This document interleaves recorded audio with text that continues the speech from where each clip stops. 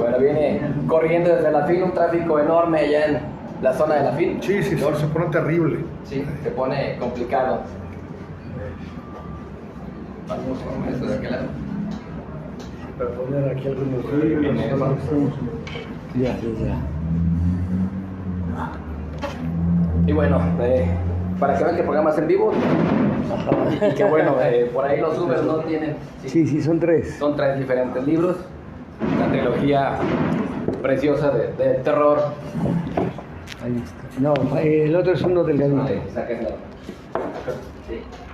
No sé cómo los podríamos Carlos, parar. buenas noches. ¿Qué tal? ¿Qué tal? ¿Qué tal aquí Guadalajara? ¿Qué tal el tráfico? ¿Te tocó? Terrible. De miedo.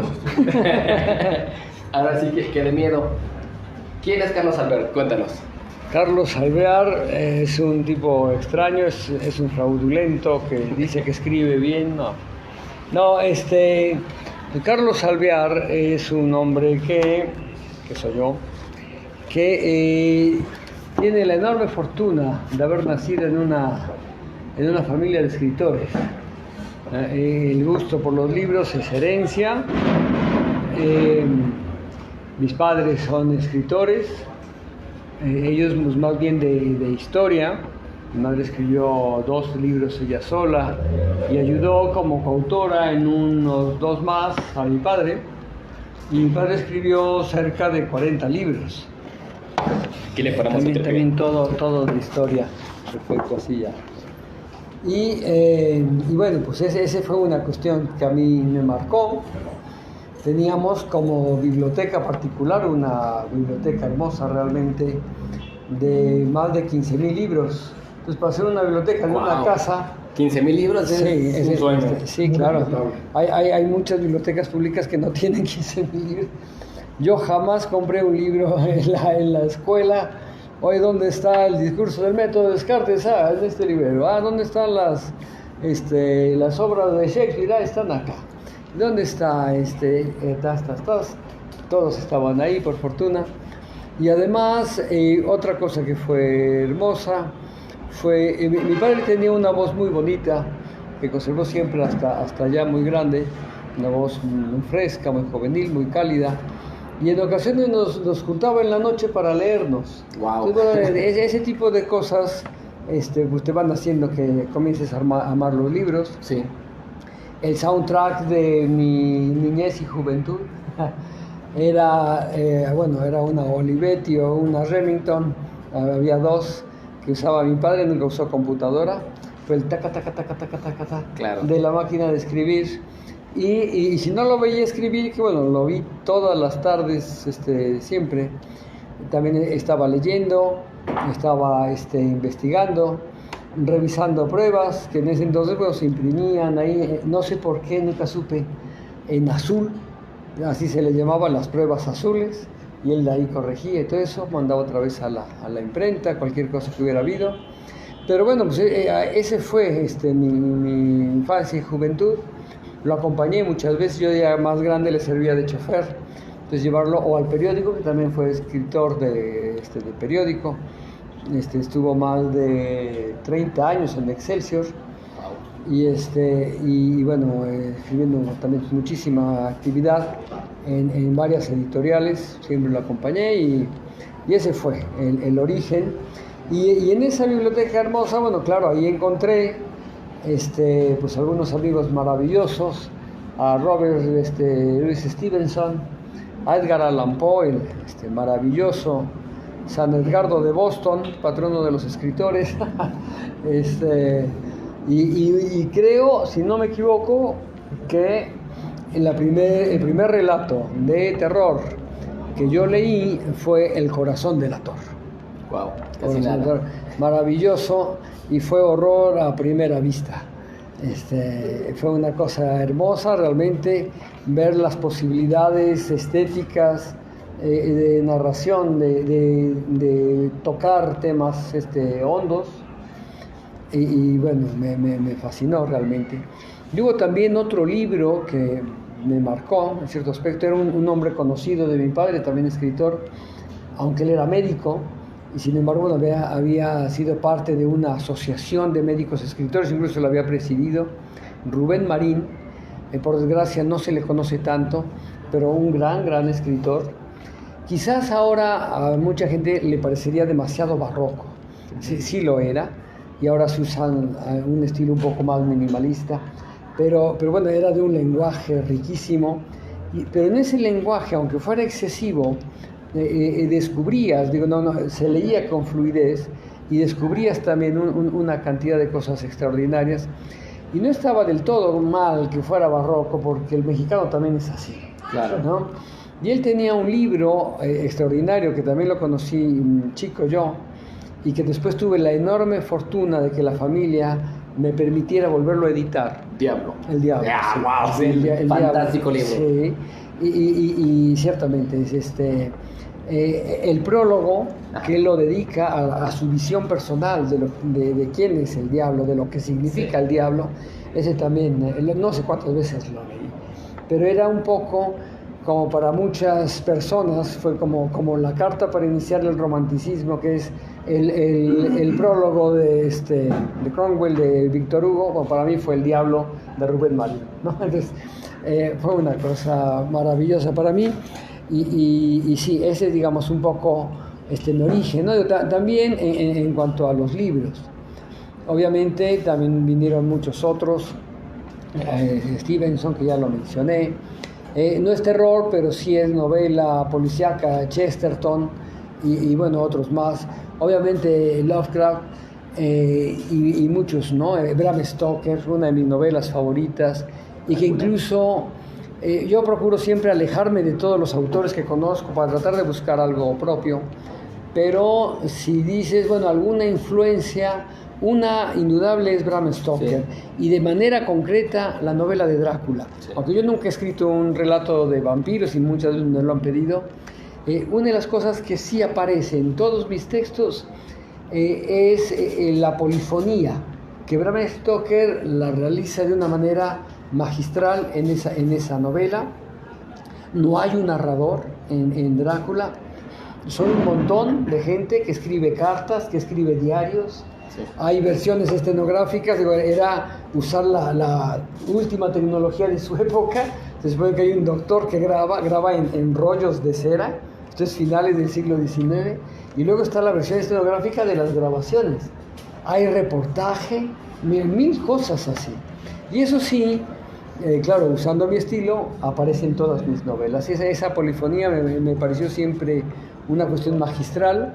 Entender, eso me lo hizo entender el Bram Stoker, que la novela es un género maravilloso que acepta dentro de sí todos los géneros existentes, todos los puedes meter en la novela, siempre y cuando sea algo coherente con la narración que quieres hacer, ¿no? En ese sentido, me parece que hay una influencia importante, es esa de Bram Stoker. Y bueno, ya para la cuestión de quién es Carlos Alvear y demás, sí. Como escritor, pues es un tipo al que le ha costado mucho trabajo empezar su primer libro, porque mi cabeza es una cosa pavorosa, que a veces bromeo que cuando ya esté senil y así, todos van a decir, no, en realidad siempre fue así. Diario quería empezar 2 o 3 libros, o sea, así no terminas ni uno solo. Claro. Y eran buenas ideas, no creen que no eran malas, eran todas buenas ideas, pero no puedes empezar o pretender empezar 2 o 3 libros cada día y creer que vas a acabar uno. Sí, no. Es complicado. Y al día siguiente otros 2, no. Hasta que logré aprender a disciplinar la cabeza para que cualquier cosa que se me ocurriera, todo fuera en una vía, como un tren, y bueno, ya y poner más durmientes, más vías, y recorrer ahí lo que se tuviera que recorrer. Hasta entonces pude terminar mi primer libro. Por fortuna ya van 18, no todos los he escrito yo solo, hay algunos que han sido coautoría. Ese señor padre al que yo siempre admiré tanto, con él escribí mis primeros 3, fue coautoría.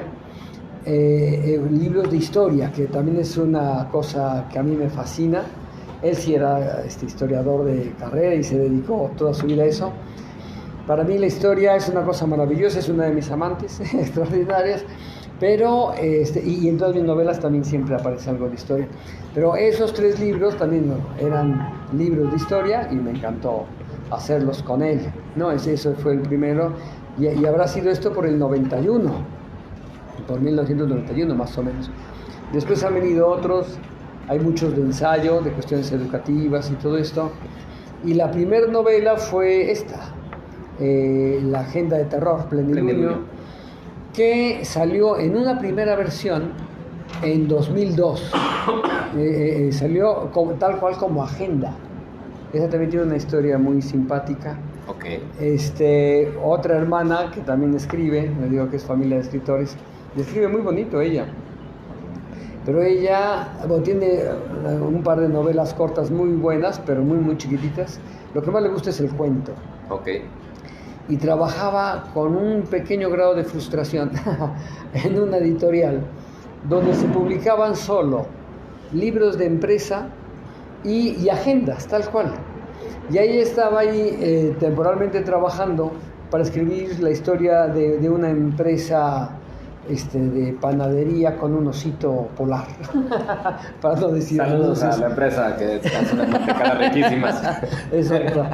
Pero bueno, y es una empresa interesantísima. Entonces, bueno, yo estaba escribiendo la historia, pero lo que ya quería era escribir cuentos. Y entonces una vez le comentó al director de la editorial: oye, mira, tú escribes libros de empresa y agendas, ¿no te gustaría tener algunas agendas en las que un poquito, como era en la parte decimonónica, la novela por entrega, que tuvieras agendas en las que cada mes el usuario de la agenda se encuentra con un cuento? Y al otro le encantó la idea, ¿no? Claro. Se salía de su línea, Sí, claro. y tenía algo Fantástico. totalmente nuevo. Entonces digo, está muy bien, hazme 5. Entonces ella me llama de inmediato: oye, te echas una, y una de terror. Le dije, perfecto. La agenda perfecta sí existe, Jorge. Sí. Sí, la verdad, sí, creí que no, pero no sé cuánto. Y entonces, bueno, el reto era escribir precisamente 12 narraciones, pero a mí me gustan las novelas. Bueno, 12 cuentos, pero con los que se construya una novela, ¿no? Que se construya una novela a partir de cuentos. Y solo tengo 12, porque son los que van a aparecer. Sí. Y es dentro de una agenda. Tiene que ser una novela, pensé, en la que también sea importante el transcurso del tiempo, ¿no? 12 episodios, transcurso del tiempo, un hombre lobo, ahí está. No todos los años, no todos los años hay 12 lunas. Hay algunos, es un poquito como el año bisiesto, se va juntando, se va apretando, y hay años en los que hay 13 lunas, pero bueno, ese año iba a haber 12, así que salió de ahí ese casi verso que lo sabes muy bien: 12 lunas llenas en 12 meses que tiene el año, 12 crímenes atroces, y el principal sospechoso no parece saber nada al respecto. Él mismo se encuentra aterrado y en busca de respuestas, ¿no? El inicio de una saga con un licántropo que en esta primera entrega vamos a ir descubriéndolo mientras él mismo está detrás de su propio misterio, porque tiene amnesia total. Y entonces, bueno, ahí salió esa primera entrega, pero tiene diferencias con la versión definitiva que salió después. Eso salió en el 2002. Y claro, por fortuna recuperé los derechos al año. Era una agenda. Al año ya no funcionaba esa agenda y yo pude hacer lo que yo quisiera. Fue muy inteligente. Pero la dejé descansar y se volvió a publicar ya en el 2011. Entonces, la versión ya definitiva, que es la que está acá, y ahí incluso, por ejemplo, agregué a un narrador testigo, que aquí es un narrador un poco misterioso, no sabemos muy bien quién es, qué papel juega, pero él nos va diciendo que tuvo que ver en todo esto, ¿no? Y ahí va a ir en esa polifonía que comento. Aquí hay, por eso, cuento y hay narrador testigo. En las otras dos sí hay una estructura más de novela, pero en la segunda parte el narrador es el protagonista, que aquí se gira, ya no es el licántropo, sino el que será su antítesis, que es un psiquiatra. Y aquí él es el protagonista y él narra todo, Entonces aquí hay de narrador testigo, pasamos a narrador protagonista. Ya de aquí, además del capítulo tradicional, hay diario. Y ahí también aparece por ahí alguna nota periodística. Y en la tercera y última parte, en Voraz, aquí hay el capítulo normal también, vuelve a haber diario y hay ensayo también. Este otro nuevo protagonista es un psiquiatra que conoce al licántropo accidentalmente en la primera parte, porque el otro, en esa búsqueda de saber quién es, porque no recuerda absolutamente nada, se acerca a él, ¿no? Y es un psiquiatra muy reconocido. En la última parte hay una especie de epidemia en Michoacán de personas que marchan a un bosque a suicidarse, un poquito como lo que sucede en Aokigahara, en Japón. Sí. Entonces, el gobierno está preocupado, convoca un congreso para reflexionar sobre el suicidio y ver qué hacen. Ya le piden una ponencia sobre el suicidio y pongo fragmentos de la ponencia en varias partes de la novela. Entonces también por eso hay ensayo también aquí, aparte de la novela y del diario, ¿no? Entonces así voy juntando esa polifonía de géneros y de narradores. Aquí era narrador testigo, en la segunda parte narrador protagonista y en la tercera narrador omnisciente.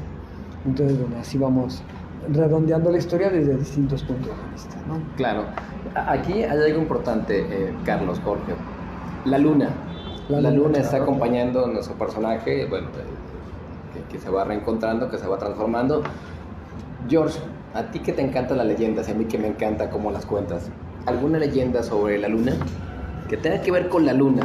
Bueno, hay muchas, pero hay una que no me dejará mentir, creo yo que debe ser casi como la de las más primordiales que tenemos en este país, tan primordial que apareció inclusive en los libros de texto de primaria con la famosa mujer indígena, bellísima, por cierto, con el Lábaro Patrio, que eran libros que ahorita deben de ser una obra de arte, si alguien tiene conservado alguno, pero ahí venía precisamente la leyenda sobre la diosa Mestli, sobre Tonatiuh,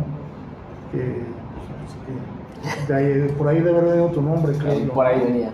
Ellos tenían hijos que sin conocerse un día coinciden, principalmente porque el hijo de dios Tonatiuh, del dios Sol, era muy inquieto. Él va digamos que al mundo de la diosa Mestli y conoce a su hija, a Coyosauqui. Coyosauqui era una mujer muy bella con un largo peinado, donde todo en el reino de ellos era pues color, digamos, plateado. Él queda maravillado con eso, pero más con esa chica, y ella con él. Se enamoran y pues la leyenda dice que sus padres en un principio aprobaron esa relación, pero le dieron una advertencia: no bajar al mundo de los mortales. Jóvenes, inquietos, que todos hemos pasado por esa fase, pues le nace desobedecer a sus padres. Y al llegar aquí a la tierra, curiosamente cuenta la leyenda como escenario el Valle de México en ese tiempo, pues ellos entienden por qué sus padres les habían prohibido, porque el mundo de los mortales era infinitamente hermoso.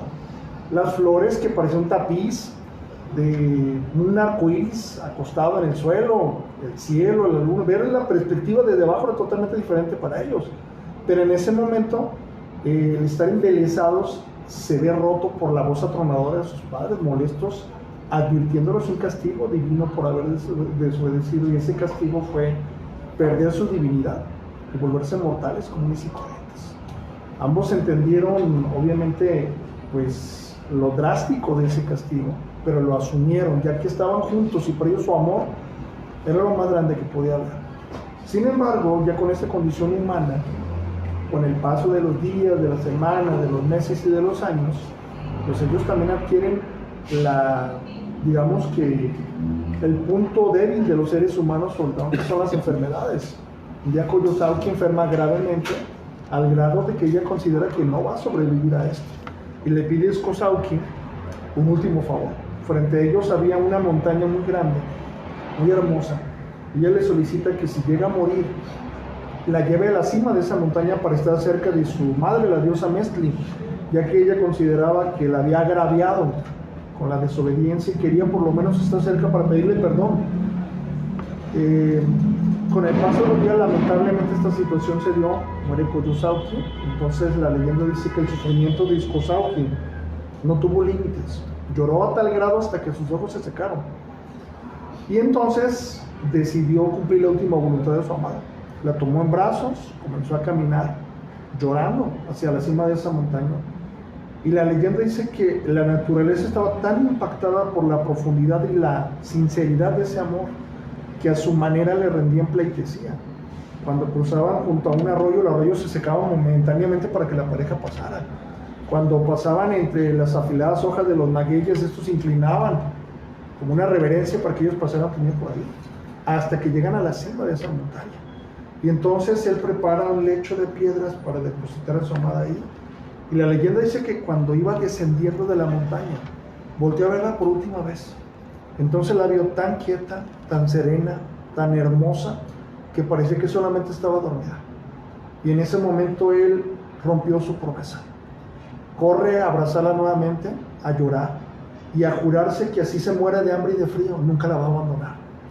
La leyenda dice que su padre y su madre estaban tan conmovidos en el cielo llorando al ver la profundidad de ese amor y sobre todo la sinceridad, que decidieron premiarlos y convertirlos en montañas que todavía se aman eternamente, que conocemos como el Popocatépetl, nuestra ciudad.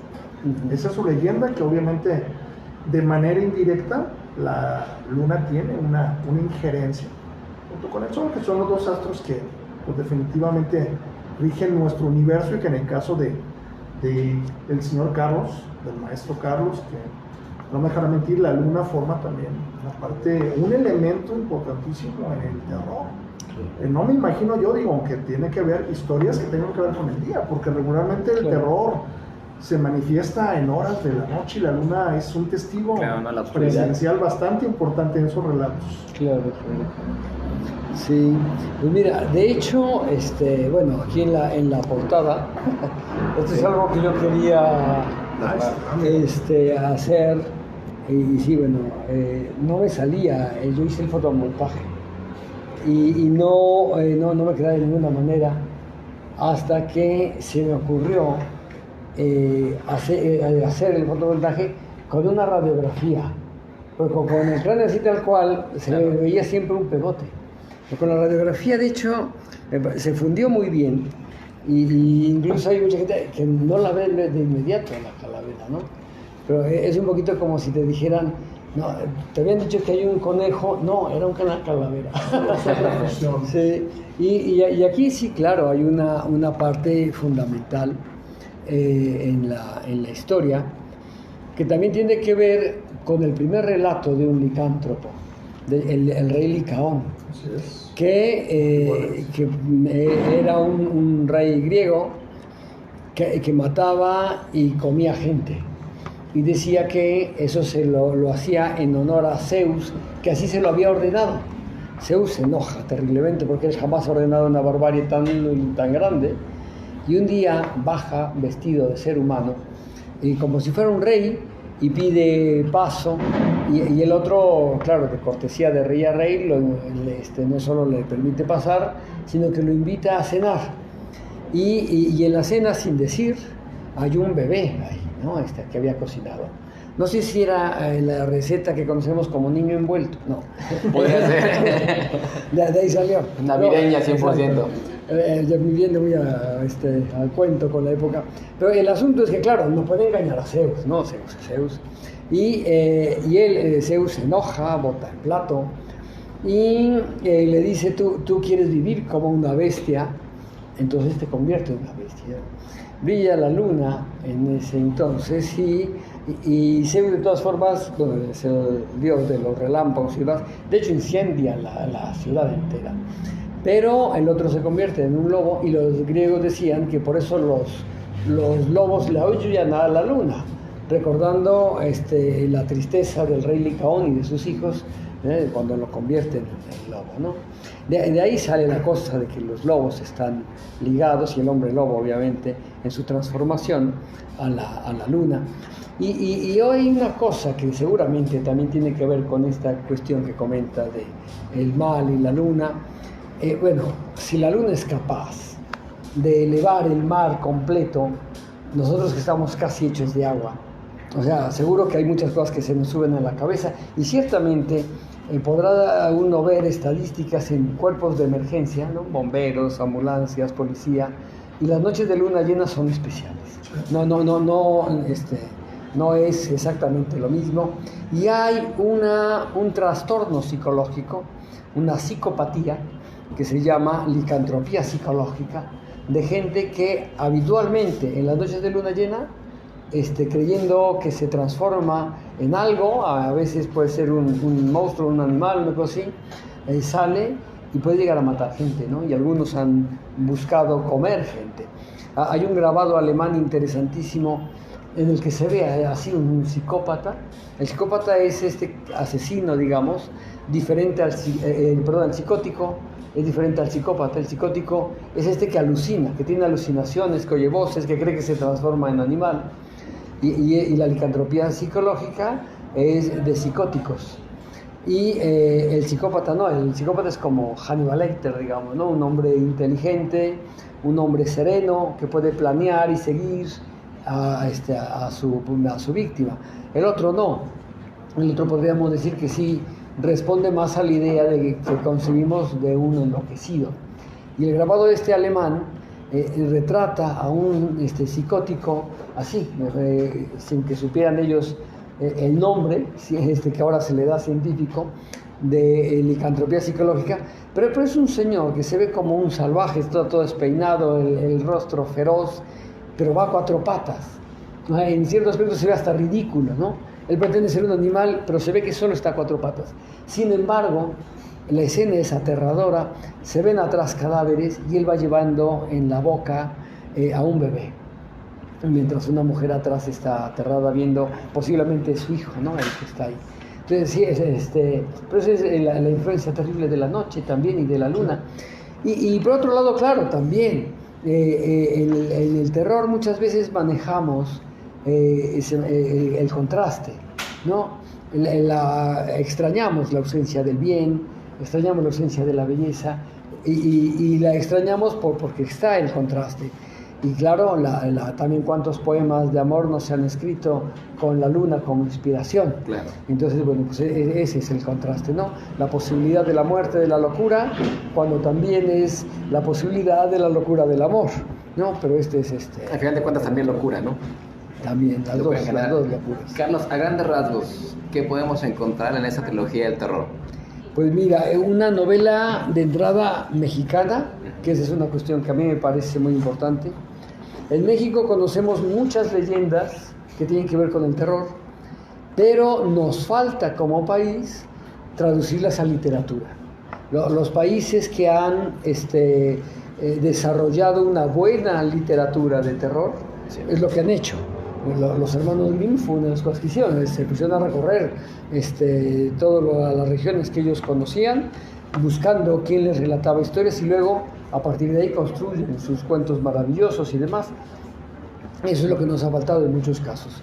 Y no solo que se transforme en una manera hermosa con un lenguaje literario la leyenda en sí, sino que sirva de inspiración para de ahí buscar la creatividad de nuevas historias, ¿no?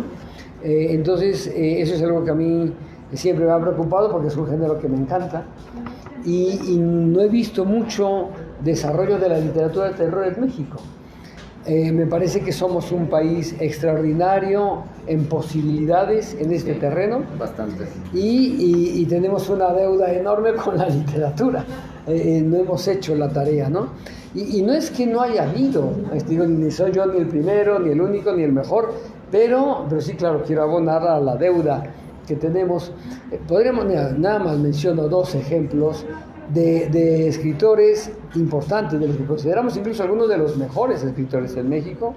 Uno, por ejemplo, Juan Rulfo, Pedro Páramo. Podemos decir que es una historia de terror, sí, una historia de fantasmas, que aunque muchas veces se acentúa la cuestión simbólica y demás, de el padre ausente y no sé qué otras cosas, claro, esa es la fuerza del relato de terror. El relato del terror puede tocar temas muy profundos y esa es una narración realmente estrujante, ¿no? La de Pedro Páramo, cuando de pronto todos los que salen en realidad eran fantasmas, ¿no? Entonces, bueno, sí, es una historia estremecedora. Pero no solo Juan Rulfo, sino por ejemplo otro ya más cerca, también considerado una de las principales plumas, Carlos Fuentes. Contamos Aura, contamos Vlad, contamos Extrañas Compañías, y son muy buenos relatos. Pero dices, bueno, pero ¿dónde están los que pueden seguir este relato de terror? No ha habido mucho. Hay algunos intentos, yo digo que no, y ahorita hay algunos aquí en Guadalajara, incluso hace poco hubo algún encuentro de gente que relata terror y demás. Sí los hay. En algunos casos, digo, yo conozco algunos, me parece, por ejemplo, que tienen una excesiva influencia, por ejemplo, de Lovecraft. Incluso algunos escriben algunos relatos como continuando, ¿no? La fantasía del horror cósmico y demás de Lovecraft. Pero no, aunque tenga su valor indudable, esto me parece que hay que buscar en otra parte, no podemos quedarnos en esto. Y entonces aquí, en la trilogía de Plenilunio, es lo que yo trato de hacer. Traigo a un personaje que ciertamente no es mexicano, el hombre lobo no es mexicano, pero siempre me pareció muy interesante, digo, lo agarré por esta anécdota que conté antes, ¿no? Sí. Pero me parece de todas formas que de los que podemos llamar monstruos clásicos, es el más interesante en realidad. ¿Sí? El vampiro, desde el punto de vista del literario, es plano, no va a cambiar, entonces no nos sirve como personaje. Digo, con todo que Anne Rice hizo toda una saga y demás, me parece que es un poco forzado. Vemos personas haciendo vampiros, pero no hay ciertamente como algo totalmente propio de lo que sería el vampiro, ¿no? No es un buen personaje porque no puede cambiar, siempre esperamos lo mismo de él, ¿no? Sí. Y la novela, en su mínima expresión, se trata de eso, de que alguien cambie, si no hay novela, ¿no? Sea una novela romántica, sea una policíaca, sea ciencia ficción, sea terror, lo que sea, podemos decir que se trata de un personaje que se encuentra ante una circunstancia que no puede evadir de ninguna manera y que es superior a él.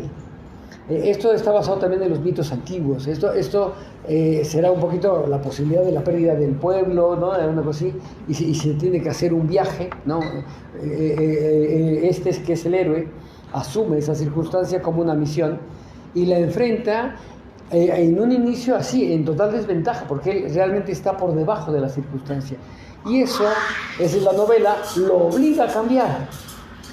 Va a salir mejor o se va a morir en el intento, pero no puede salir igual. Y el vampiro sale igual. Como entra, sale, ¿no? Entonces no nos sirve de personaje. Claro. Esperamos lo mismo de él. Los zombies, no podemos esperar nada de ellos, son retrasados, pobrecitos. Pero del hombre lobo no sabemos qué esperar. Esa es la gran diferencia. Es impredecible, es inestable, tiene doble personalidad y tiene una parte humana, que yo puedo hacer con ella lo que quiera. Podría poner que es un hombre muy famoso, muy influyente, o que es un indigente que nadie conoce, claro, ¿no? Casi sin nombre. Que puedo poner que es cobarde o que es un temerario.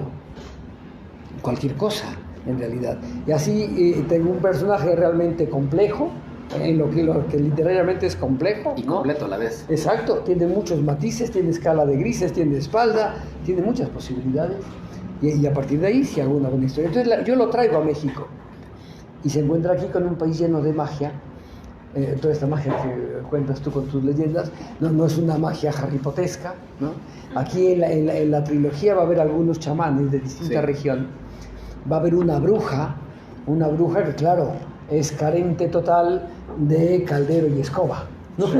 Es una bruja de mercado que así puede ser también más aterradora. Sí. Es mucho más real. Solo es una vieja ciega que sin embargo es capaz de verte por dentro para saber cómo te daña, ¿no? Pero así podría ser la abuela de cualquiera, ¿no? Ese es el asunto aterrador. Y luego, por otro lado, también habrá personajes que buscarán qué hay detrás de las antiguas leyendas prehispánicas para ver si pueden acceder alguna especie de fuerza ancestral, ¿no? Con la que puedan lograr alguna cosa, ¿no? Ya iremos viendo de qué. Y aquí vamos a visitar distintas regiones en el país, ¿no? Esa es la cuestión también maravillosa. Tenemos un país extraordinario. Rico de Sí, leyendas. y de lugares. Claro. Aquí lo mismo, estaremos en los bosques nubosos de Durango, de Michoacán, ante la cueva maldita de Zincalco, en el mercado Sonora especializado en brujería en el barrio de La Merced, o en la ciudad fantasma de Real de 14, por citar algunos, ¿no?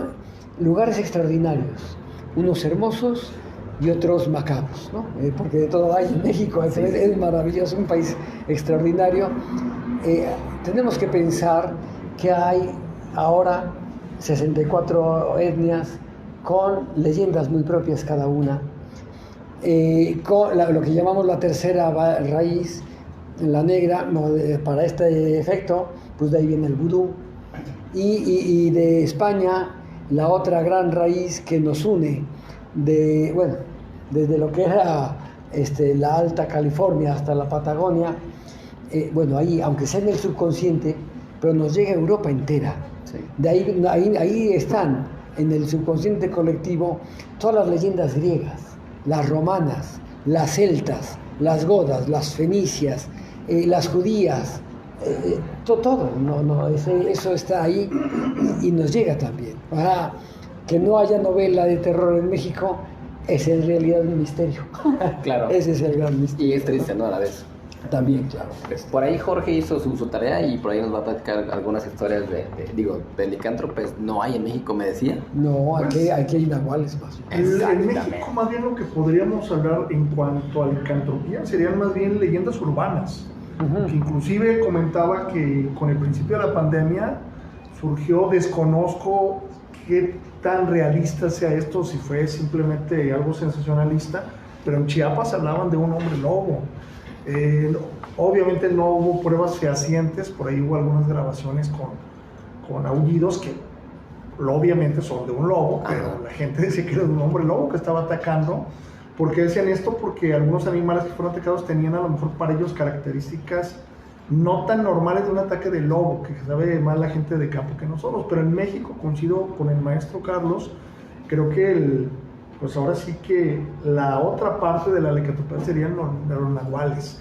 Y esos nahuales, curiosamente, la mayoría podríamos pensar simplemente en relatos de los abuelos de los pueblos.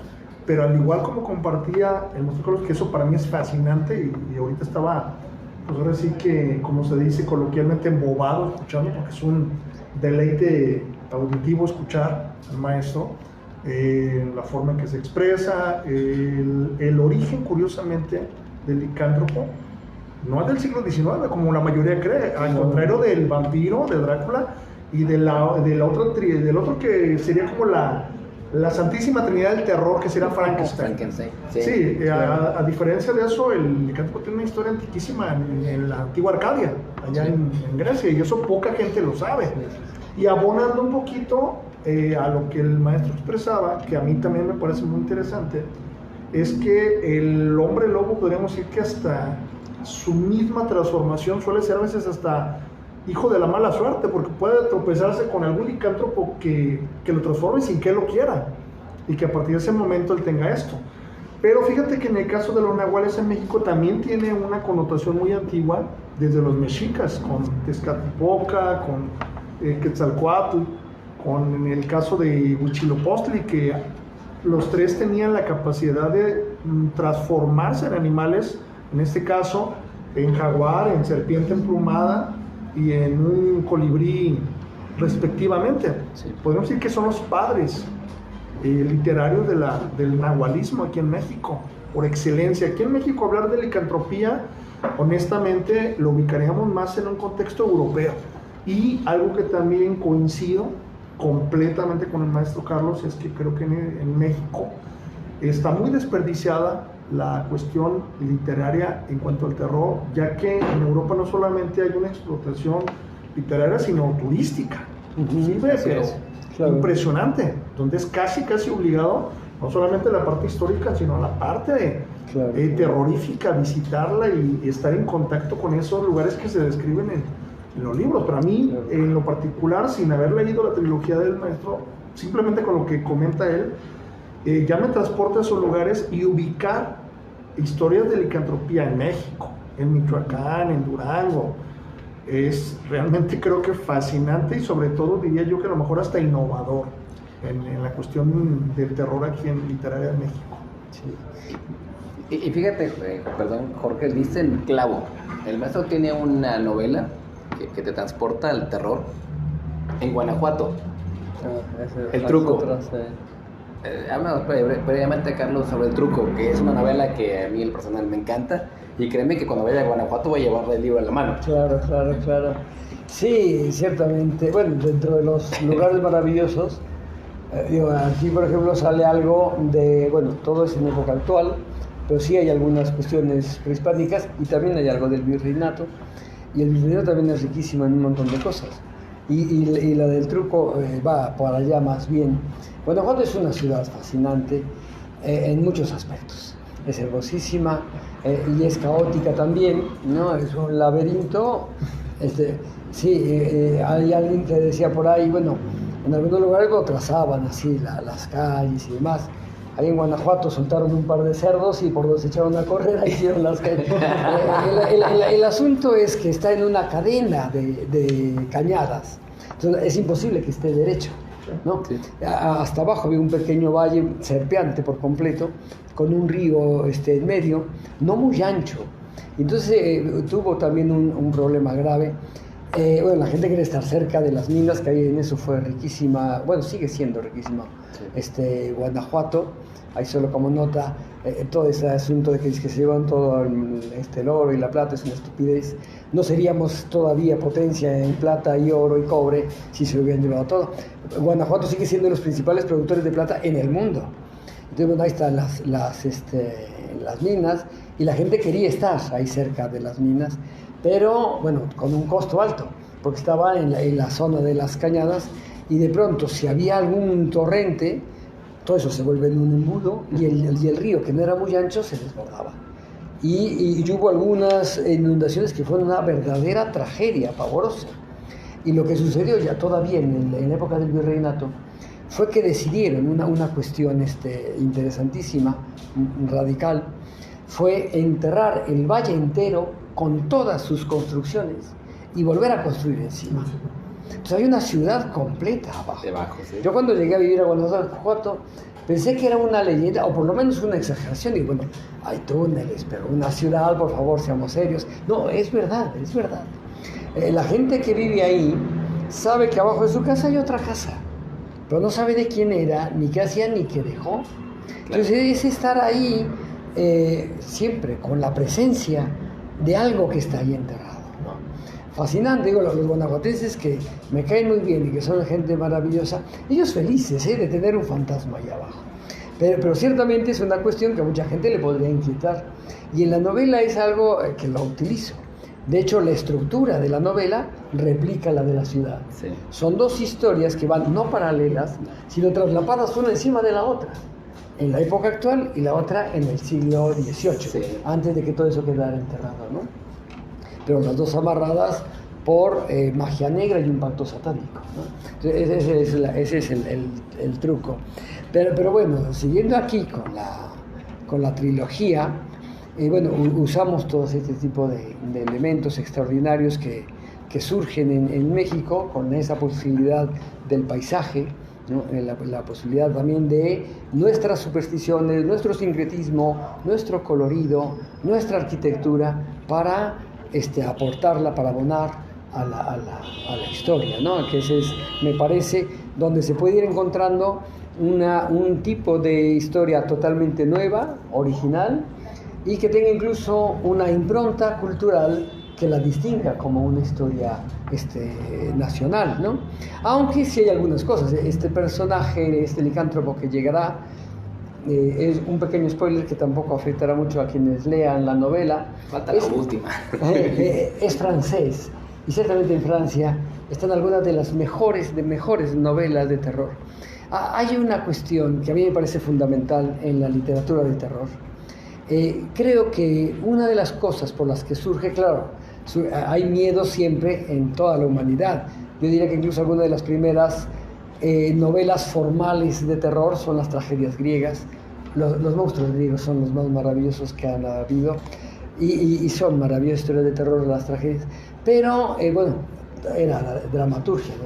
La novela de terror como tal, como la vamos entendiendo ahora, surge en el siglo XVIII. Y lo que me parece a mí, que eso es lo maravilloso de la literatura de terror, como la finalidad de la literatura de terror, es un acto de rebeldía. Eso a mí siempre me ha parecido así. Un acto de rebeldía que quiere decirle a la razón, al exceso de raciocinio, al exceso de creer, de endiosar a la ciencia, sino, ¿sabes qué? Nuestras capacidades son tan chiquitas que hay mil cosas que no comprendemos. Eso es lo que quiere decir la novela de terror. Y entonces, El Castillo de Otranto, la primera novela que se considera de terror, que se considera gótica, la narración gótica, surge en 1764, si no me equivoco, cuando se está publicando la primera enciclopedia. Así como, bueno, tú estás publicando la enciclopedia, supuestamente está todo lo que sabe el ser humano. Fíjate que no. Y no es así que te voy a asustar, ¿no? Aquí existen fantasmas. Hay otra vida que no comprendes. Hay algo más de lo que somos. No solo somos carne y hueso y sangre. Hay otras cosas, ¿no? Y así surge la novela de terror. Y por esos mismos años, de hecho en el mismo año, 1764, en el que se está publicando la primera enciclopedia, en la que se publica El Castillo de Otranto, surge en Francia un misterio que a la fecha no se ha podido explicar. En el sur oeste de Francia, en la región de Gévaudan, comienzan a aparecer cadáveres por doquier, muertos de una forma muy extraña. Se hizo un escándalo en Europa. El rey Luis XV presume que es un gran rey, que es de los más poderosos del mundo, y la gente dice, bueno, tú no puedes proteger a tu propia gente. En 3 años, de 1764 a 1767, mueren cerca de un centenar de personas de forma inexplicable. Aparecían los cadáveres desmembrados, ¿no? Una bestia que nadie se explicaba de dónde salía, casi enfrente de la Guardia Real que tiene que mandar Luis XV, manda un batallón completo y en sus narices siguen apareciendo cadáveres. El rey, claro, está deseando que aquello acabe, manda este batallón, pone una, y esto sí, todo esto que estoy narrando es histórico, pone una recompensa enorme para que se atrape a aquella bestia, y eso tiene a la fecha consecuencias. Hicieron una matanza de lobos pavorosa, y ahora, el día de hoy, están reintroduciendo el lobo a la región de Gévaudan, porque era un atractivo turístico, era un habitante del paisaje ahí, y se lo acabaron. Y se acabaron los lobos y no se acababa aquel mal, ¿no? Y por las descripciones podía parecer un lobo, pero era mucho más grande, y algunos decían que lo vieron en 2 patas y cosas así. Claro, cuando hay terror, también la imaginación ayuda. Claro. Y eso, al final, se supone que ya se había ido incluso en batallón. Hay un cazador que ha estado todo el tiempo ahí detrás y que ha estado observando, que él quiere saber cuáles son las rutas de la bestia y lo va a cazar. Jean Chastel, Juan Castillo.